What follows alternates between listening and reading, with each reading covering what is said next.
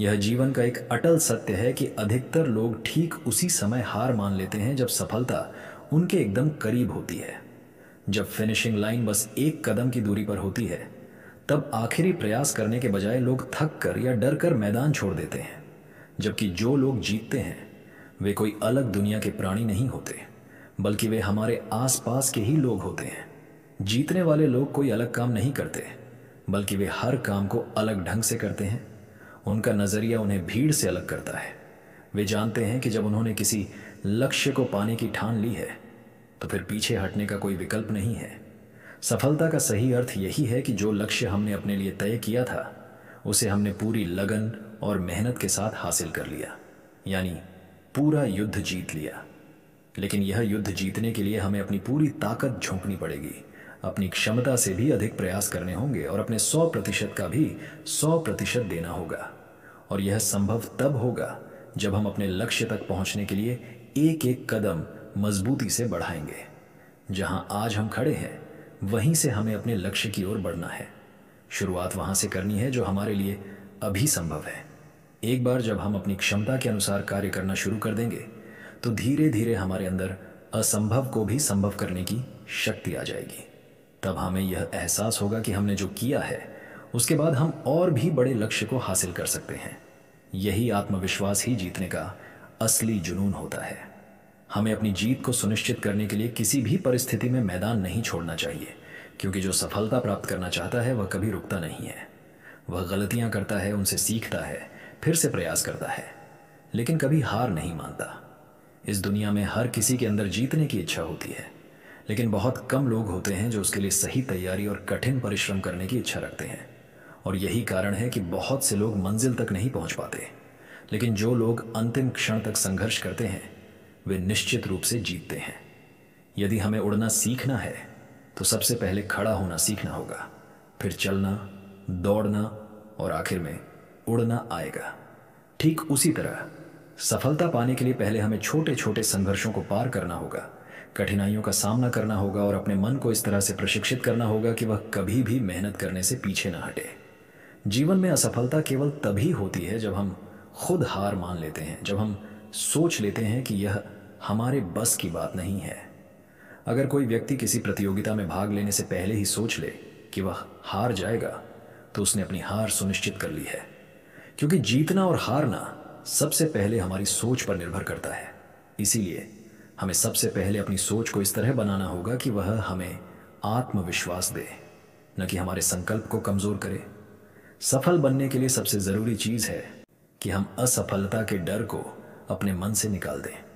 सफलता की सीढ़ियों पर चढ़ने के लिए हमें कई बार असफलता का सामना करना पड़ सकता है। हो सकता है कि 10 सीढ़ियों में से 8 असफलता की हों, लेकिन वे सिर्फ सीढ़ियां हैं, मंजिल नहीं। जब हम सफलता की अंतिम सीढ़ी तक पहुंच जाएंगे तो वही सफलता हमारी असफलताओं की भरपाई कर देगी। लोग केवल हमारी सफलता को याद रखेंगे, न कि असफलताओं को। जब जीवन हमें कड़ी टक्कर दे तो हमें भी पूरे जोश के साथ उसे चुनौती देनी होगी।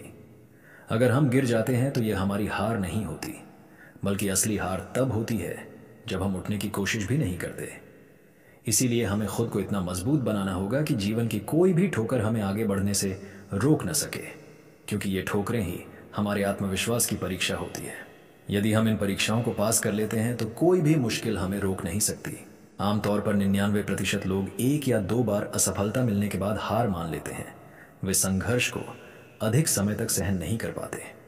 लेकिन मात्र 1% लोग ऐसे होते हैं जो मैदान में डटे रहते हैं और अंत में वही जीतते हैं।